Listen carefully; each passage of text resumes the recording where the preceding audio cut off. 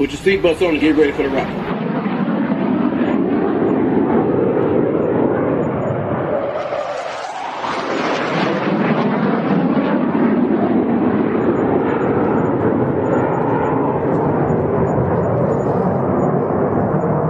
We're the freaking New York Jets, so we're built for this shit.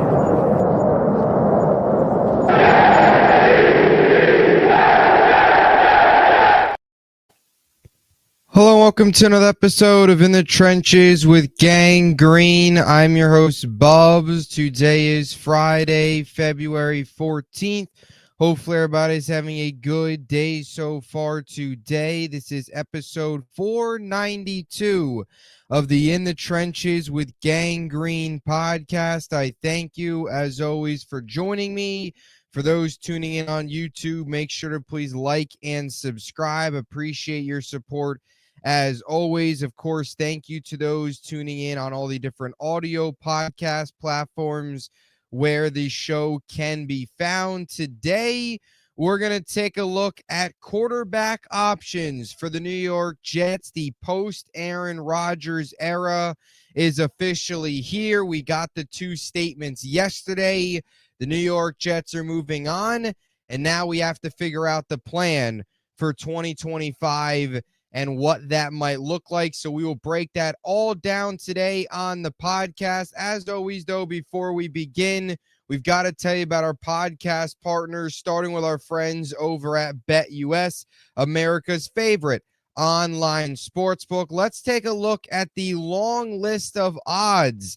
If it's not Tyrod Taylor, here is the look at the rest of the odds to take over for the New York Jets starting in 2025. If you want to get in on any of the sports betting action, check out BetUS and use my link in the description of this video to get a 125% sign-up bonus on your first three deposits up to $2,000. Also, our friends over at SeatGeek, if you're looking for any of the best tickets in sports and entertainment, use promo code BUBSONSPORT for $20 off your first purchase and get yourself out to anything. If you can buy a ticket for an event, SeatGeek has it. Look for the green dots. Those are the good deals. Those are the tickets you want to purchase. Code BUBSONSPORTS, $20 off your first time using SeatGeek. And of course, Huga House, if you want any of their awesome new selection of hats, along with any of their original hats or brand new sweatshirts, all going very, very fast. Check them out. Use promo code BUBS for 15% off, and you'll get that on your first hat off. Any purchase, you'll get 15% off your first purchase, and then you'll be able to get 30% off with that code on your second purchase. So check out Huga House and get yourself some awesome Huga House swag. So here we go, episode 492. Thank you so much, as always, for tuning in. So yesterday we got the official announcement from the New York Jets. Aaron Glenn and Darren Muji had an announcement. Woody Johnson sent out a statement as well, officially declaring the Aaron Rodgers era over. And now for the New York Jets organization, front office, coaching staff, they got to figure out who their guy is for 2025. And also as a fan base, you've got to now move on. 2 years in the books, move on and figure out what is next. And that's exactly what we're going to do here today. We're going to take a look at a long list of quarterback options, break them down here in no particular order, just breaking down names that are out there that could be available for the New York Jets to potentially bring in. We'll take a look at in-house options, free agency, trade. We'll take a look at, through the draft and really where we think the New York Jets will end up going with this quarterback position when all is said and done and we're out there week 1, 2025, who will be under center. So we'll start off with the in-house / on the roster options here for the New York Jets. And we'll kind of keep these short and sweet because we know who these options are. It's Tyrod Taylor. It's Jordan Travis, right? We'll start with Tyrod Taylor. I've said this many times. I think Tyrod's the most realistic option here for the New York Jets, really for a couple reasons. Number one, he's already on the roster. He's already under contract. So you've already got that factored into it. He's well respected around the locker room. And he's a guy that out of all the options, if Tyrod can stay healthy, that's the biggest thing. If he could stay healthy, he's probably one of the better options, really, out of the long list of possibilities.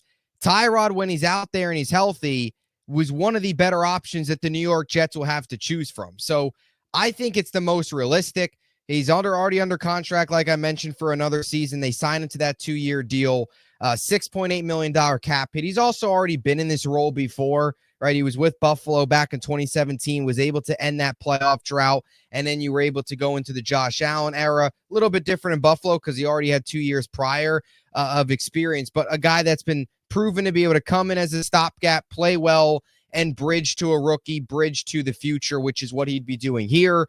When you look at his 2023 stats with the Giants as a starter, he went 2-3 in his 5 starts, completed 66.2% of his passes for 1,103 yards, 7.6 yards per completion, 4 touchdowns, 2 interceptions, and a 92.4 passer rating.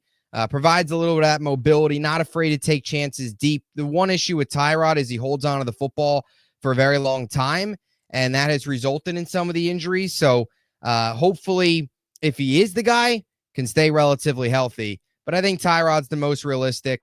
He's already on the roster. So that's choice number 1, just in the order that we're going here. Now, number 2 is Jordan Travis, also on the roster. I've said this many times. I like Jordan Travis. I hope he does well. I'm rooting for him. I just think it's very, very unrealistic. I think some Jet fans have got to pump the brakes on the Jordan Travis talk. This is a guy that has not completed a single NFL practice.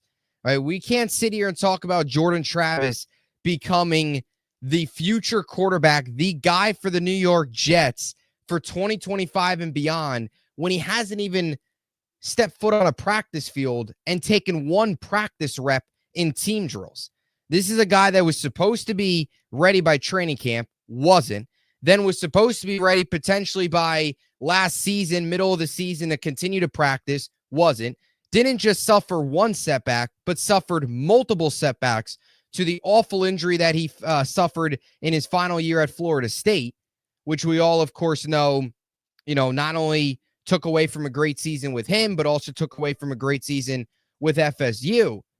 But that's the biggest factor is we're saying, be the future guy. He hasn't stepped onto a practice field. So he's suffered multiple stepbacks. Who even knows where he is right now from a health perspective? I think with Jordan Travis, I've said this many times, I think anything you get out of Jordan Travis at this point is a bonus. If he could just be a quality backup for you next season, or I don't know, moving forward, or not just with the Jets, but with another team, I think that's really where you've kind of got to gauge your expectations. You also have to realize he's a 5th-round pick from a previous regime. There's a chance he's not even on the roster next year, right? If you take into account, let's say they have Tyrod, they bring another veteran, and then maybe draft the guy, you're talking about 4 quarterbacks. You're talking about Travis maybe being the odd man out. So not great for him. Would love for him to be the guy, rooting for him. Just think it's very unrealistic as we currently sit here on February 14th. You're asking a lot out of a guy who hasn't practiced in the NFL yet. So those are the in-house options. You move on now to free agency trade options. If guys get cut and they become available, I think the biggest one will start here with Justin Fields. Again, not going in any particular order, but I happen to put Justin Fields number 1 here. I think Justin Fields is one of the higher end free agents that the New York Jets can look into. I would be very open to Justin Fields coming in here. My only thing with Justin Fields is, and I've said this a couple times over the last couple episodes leading up to this one, is I just don't know if it's very realistic from a asking price perspective if the New York Jets are going to be able to kind of get up to what other teams might offer for Justin Fields. And I mean, they might get outbid. I know that might sound crazy, but I don't know if the Jets, if Fields might look for closer to 13 to maybe 15 million. I don't know if the Jets are going to be willing to go there for a guy that's just going to start realistically just 2025. Now, the possibility with Fields is the upside, right? You bring him in, maybe he clicks and you have your answer. I think it's most realistic that Fields probably returns to either Pittsburgh or goes elsewhere. I just think the Jets are going to get into a situation where they might get outbid for him. I don't know if they're going to be willing to go as high as Justin Fields is going to get from other teams. And I think the Jets might look at other options as opposed to Fields. but I'd totally be on board with it. Provide some mobility, did some good things last year with Pittsburgh. If the Jets kind of follow Pittsburgh's outline and has Fields with a veteran, right? Fields and a Tyrod. Last year was Fields and Russ. I would not be opposed to that at all. You look at his 6 starts last year prior to Russell Wilson taking over, went 4-2, completed 66.3% of his passes, 1,106 yards, 6.9 yards per completion, 5 touchdowns a pick, and a 93.9 passer rating. And the mobility was a big thing. Look, he rushed for 5 touchdowns, had 289 yards on the ground. So I think that's something else you throw into here. Just Tanner Engstrand's offense, the possibility of having a better run game paired with a quarterback that's got some mobility. If you can find ways to win that game, win games that way on offense and improve this defense and kind of get back to the ground and pound formula for a year where you can be competitive, I think Fields could be a guy that can do that for you. Just think that there's going to be other bidders. I don't know if the Jets are going to quite go up to what Fields. And I'm not getting this from any inside information. This is just my opinion on where I think the Fields market. I think the Fields market's going to be a little bit higher than what the Jets probably will be willing to go to, if that makes sense. And you've seen some projections that maybe they'll only go to 11 million. That's possible. We'll have to see. Only time will tell. It's still February. We got about a month until the new league year. So that's Justin Fields. Another option you throw out there, Jameis Winston. This is kind of I guess, one of the more popular choices. Winston was linked to the Jets a couple times, really. You go back to 2022, he was linked to the Jets. If the Jets couldn't get Carr and couldn't get Rodgers, we started to talk about the Jacoby Brissetts of the world. You start to talk about the Jameis Winstons, of course, of the world. That's when you got into the whole Jimmy G conversations. That's that kind of, caliber of quarterback. And even this past year where the Jets are looking for a backup, you thought about maybe Winston or Brissett. So really over the last couple seasons, Winston and the Jets, whether it was bringing him in as maybe a starter if all else failed in 2023 in the Rodgers pursuit, or if it was maybe bringing him as a backup, here we are again with Jameis Winston. So it's definitely a popular choice. And look, the one thing I'll say about Winston is he's not my top choice. He's not really near my top.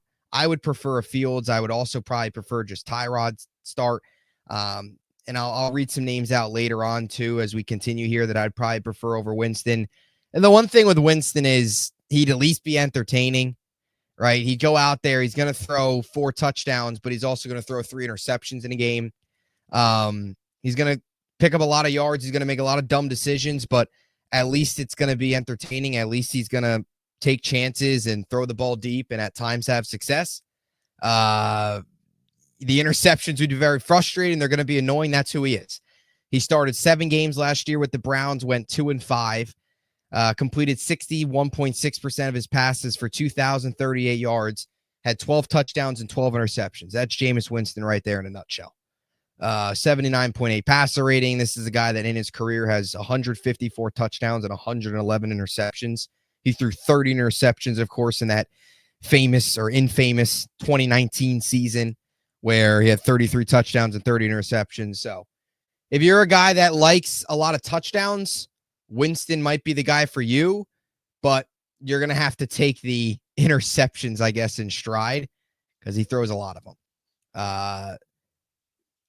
I personally, if you bring in Winston, I don't know how much realistic he'd actually be able to start. I think you take a Tyrod over him personally. I think Winston would probably more so just be a backup as opposed to a Fields, who I think could probably beat out Tyrod.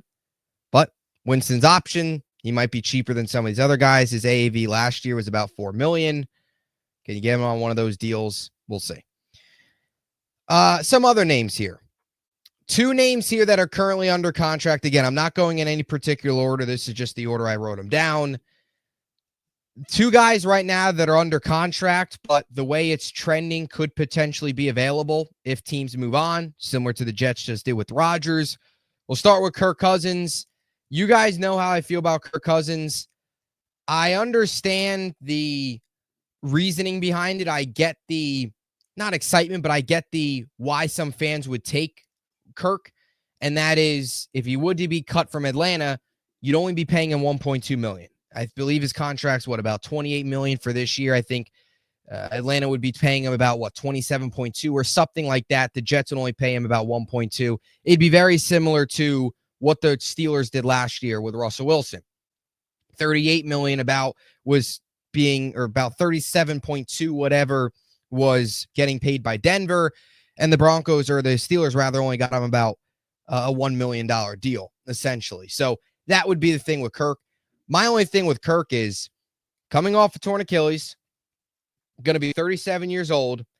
If you were to go, if you're telling me the Jets are going to go after or have an aging quarterback that's would be 2 years removed or a year removed now from the torn Achilles, or 2 years removed essentially from the torn Achilles, and he's aging, you might as well just kept Rodgers at that point. Kirk Cousins is literally the same thing as Aaron Rodgers from a age and injury perspective these last couple seasons, but is significantly worse than Rodgers. So I don't love the idea of Kirk. I would probably be a little bit more okay with it just because of how cheap it would be. So I would understand it. But this is a guy last year that got benched for Michael Penix. We just saw him go to a team that's in a very similar situation to the Jets, where they had a first-time defensive coordinator, their head coach, had a rookie behind him. If he comes here, very similar situation. I just don't love it. I mean, the guy threw 3,508 yards last year, threw 18 touchdowns and 16 interceptions, was a below-average quarterback, passer rating of 88.6, QBR 50.4, just as old, doesn't move a lot. I would prefer a guy that can at least be a little bit more entertaining, and I'd prefer a Fields who can run around a little bit. Again, a Tyrod who can run around a little bit. Kirk can't move. To me, it screams like Joe Flacco, what Joe Flacco looked like in a Jets uniform. Kirk Cousins, I'm not saying would be Flacco, but he would be better than that. But in terms of mobility, he couldn't move. I think this is more of a 2018 thing and not as much of a 2025 thing. So there's Kirk Cousins. Now, the next option for the Jets, if he would to get released, which would be cheap, and this is another previous option for the Jets, that's Derek Carr. Go back to 2023. Here we are 2 years later. Derek Carr back in the mold with maybe being the Jets starting quarterback. I would totally be on board with Carr. Unlike Cousins, I would be a lot more on board with Carr if the Saints release him and you can get him for cheap. Just because I think Carr's a little bit better. Not a little bit. He is better right now than Kirk Cousins is, in my opinion. He's also younger. Kirk's going to be 33. Carr's about 3 years younger.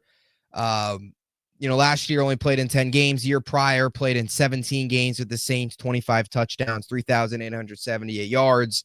Of course, Carr and Rodgers, those were the top two guys for the Jets in 2023. Jets, of course, elected to go with the big fish and Rodgers.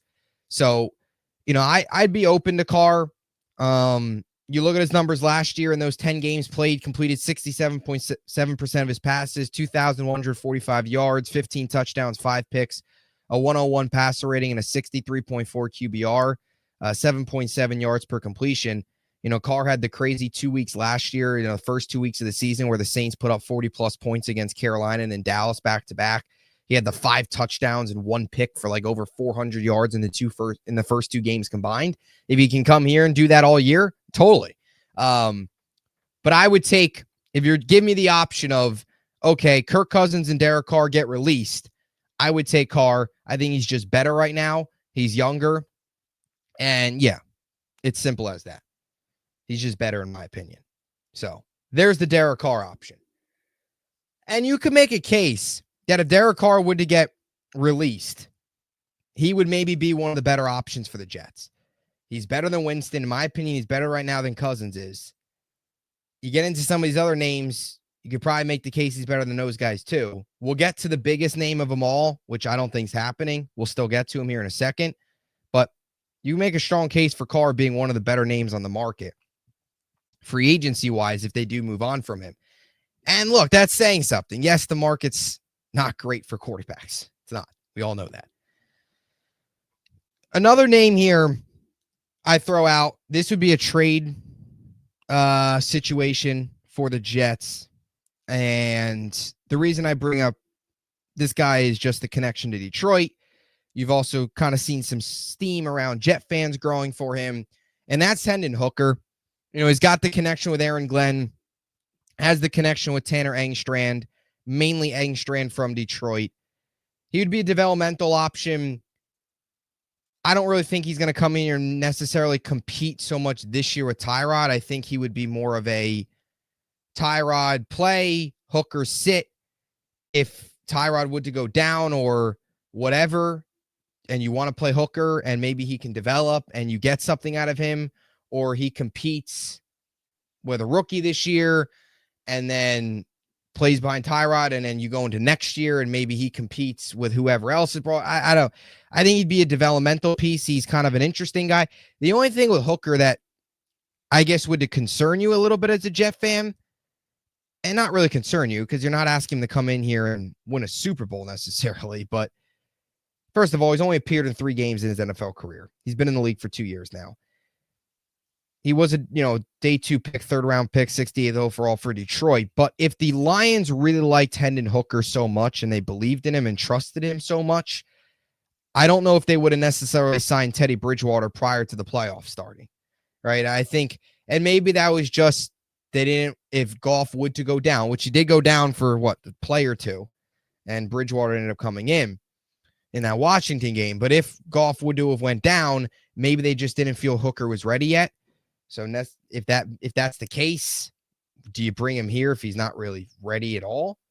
I think Hendon Hooker's a little bit more realistic than maybe some think, just because of the connection to Detroit. And maybe the Jets would be willing to take a chance on him. And if Engstrand can really get hands-on with him and maybe they find something. But I think Hooker kind of falls into the category of like a Tanner McKee or even a Joe Milton, who I'll mention here a little bit as a guy that sort of comes in and maybe you get something out of him, maybe you don't, but you kind of come in, let him sit and see what happens. So that's Hendon Hooker. The next option to me, look, this is the top guy. Like, if you tell me the New York Jets sign this guy, I would be totally on board. But to me, it's a 0% chance of happening.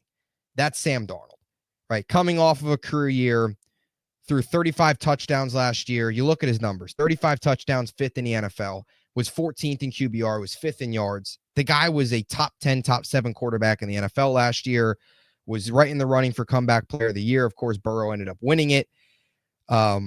He was phenomenal. I mean, it was an amazing year for Darnold. I was happy for Sam. I think all Jets fans should be happy with Sam.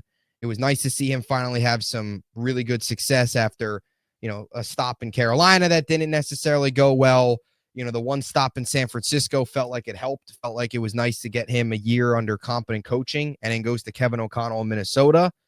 And that's the one thing I guess you could say about Darnold is in his next destination, like back-to-back years, he was with Shanahan in San Francisco, and then he was with Kevin O'Connell last year in Minnesota.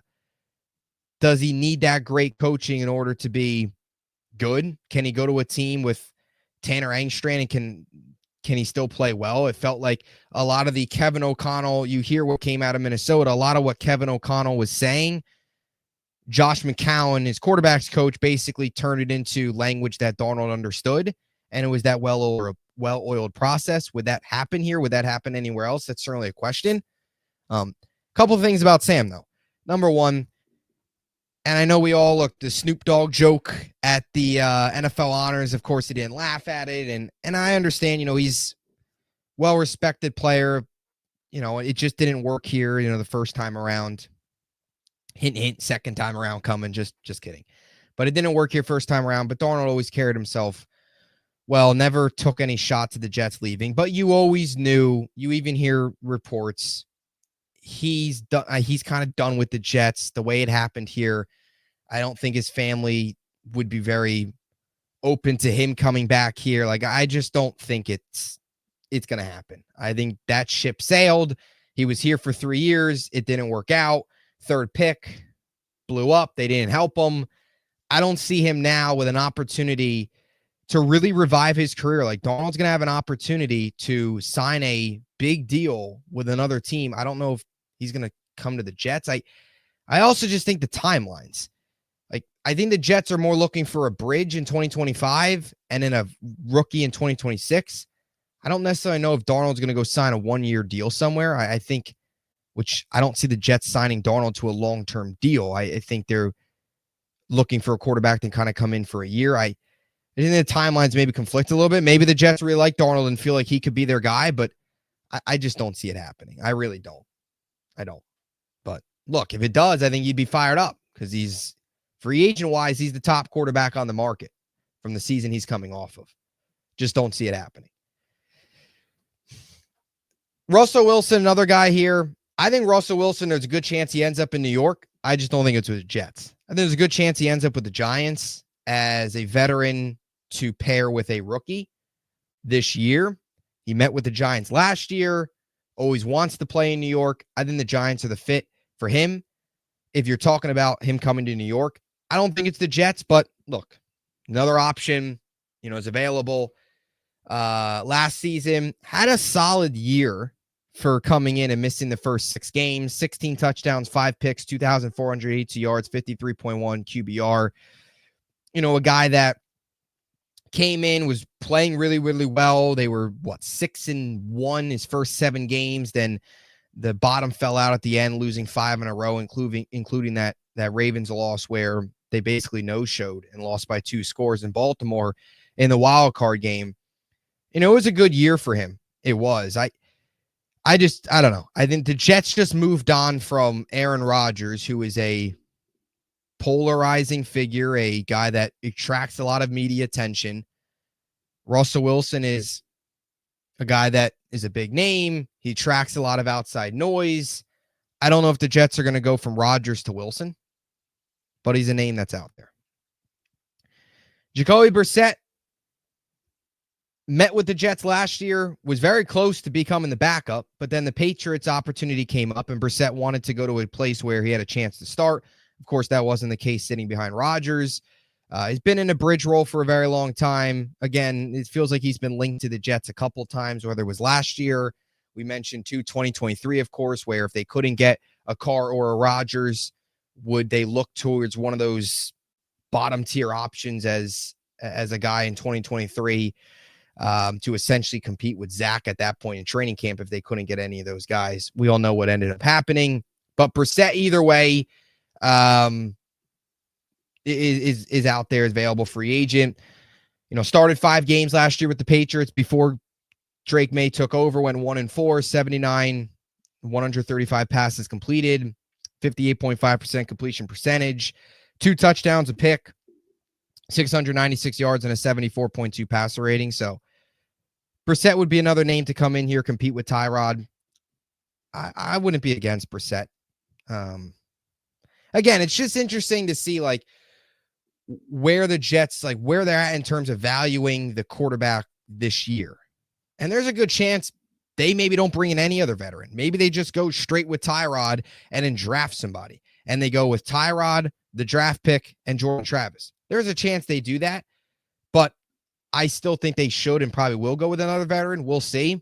And it'll be interesting just to see how much they value it. What are they willing to spend? Are they willing to, and I guess how much of a name are they willing to go to? Are they willing to bring in a guy like Derek Carr? Are they willing to bring in a guy like Kirk Cousins, a bigger name with a large track record? Or are they going more for that journeyman backup where it's a Winston, where it's that, a Brissett, right? Are they willing to take a risk on a Hendon Hooker, a Joe Milton, right?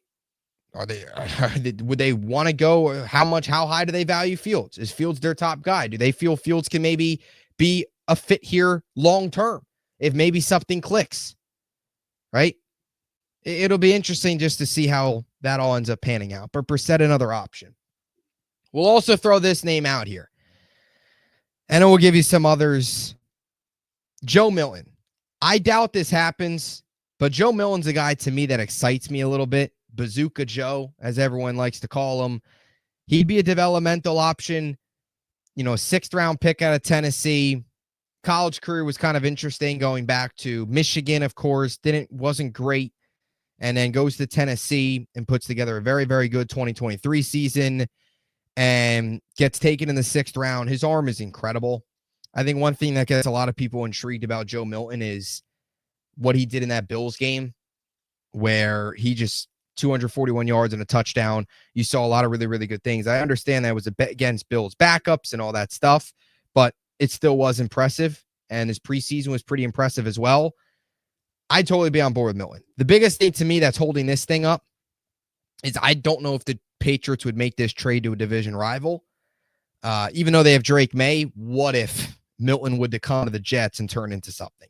I don't know if they would do that. I also could see where the Patriots still want to hold Milton for one more year and have him still sit one more year, have him behind Drake May. Brissett's gone. At least if you can have a quality backup behind him, I could see the New England wanting to do that as opposed to just flat out moving on after his rookie year. You know, they've got him under contract for another 3 years. Why be in any rush to deal him right now? So, but again, just another name to throw out there. There's a lot of them. Tried to cover as much as I could here. So those are some of the options there I've thrown out there. Some of the main ones, some of the ones to put a little bit more thought detail into. In terms of other guys, and again, there's some guys in free agency that I'm not even going to talk about. Like Mac Jones, I'm not going to sit here and talk about Mac Jones, okay? That's not happening. Joe Flacco is not happening. Okay, so there are certain guys, certain names. I'm not going to go through the whole list of 38 free agent quarterbacks because some of them are just flat out 0% chance of happening. Now, I will throw some of these other options out here. 3 trade options. Doubt these happen, but just things to think about. Matthew Stafford, Kyler Murray, Jake Browning. 3 options if the Jets want to make a trade. Browning, of course, back up in Cincinnati, did some good things last year, or in 2023, rather, when Burrow went down. We know what Kyler Murray, we know Matthew Stafford. Stafford feels like might get dealt. I would 100% be on board with Stafford. I just don't necessarily think it'll happen. I think it's probably more unrealistic, but it's a name. Kyler Murray, don't see it happening, but just guys that maybe get dealt, could be available. You know, team takes a call up on them, see what their availability is. And then some other free agents. Cooper Rush, Carson Wentz, throw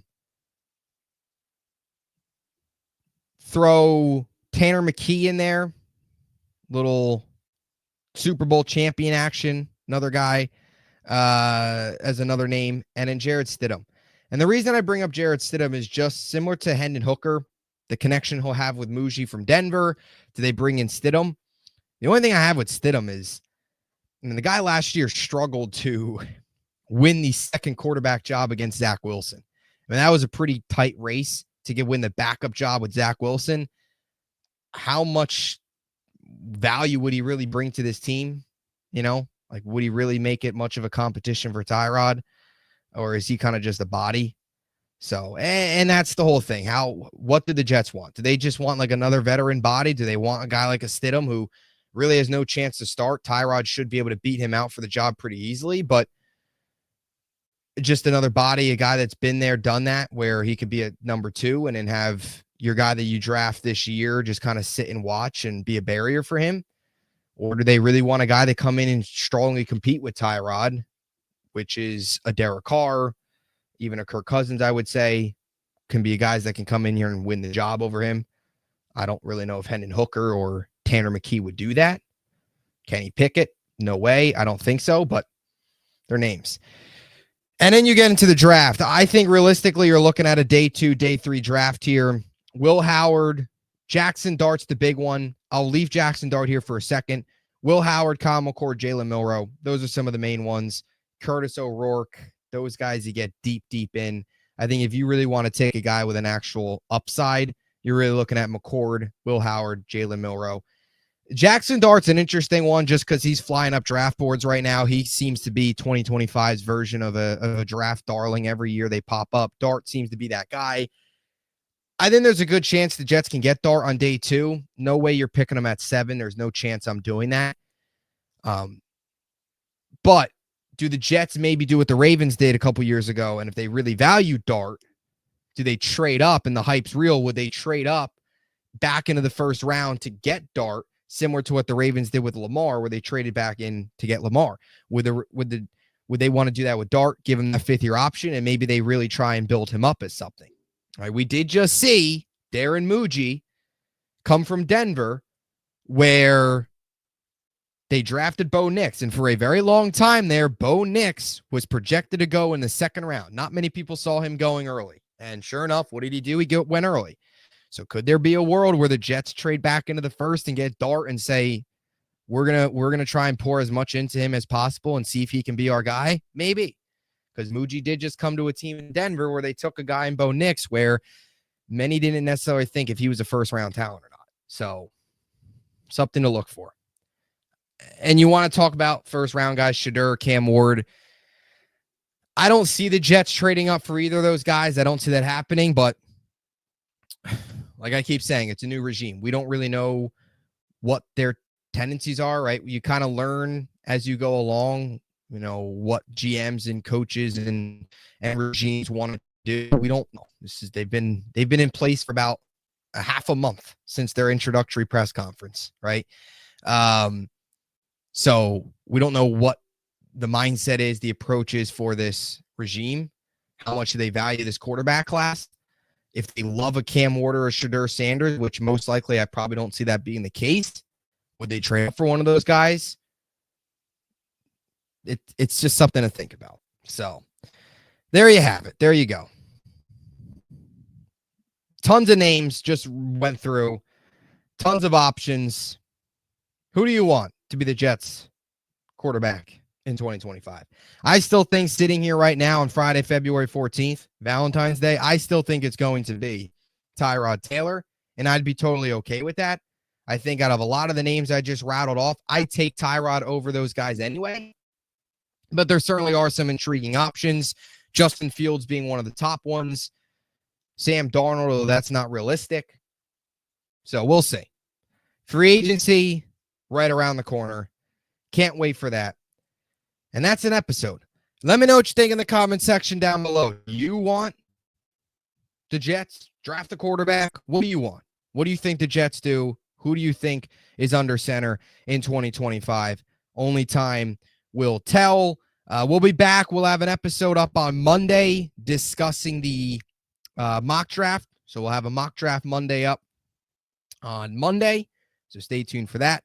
And any other news that comes out, we'll discuss it here on the podcast. So stay tuned. A lot more content coming your way. As always, until next time, JETS, Jets, Jets, Jets.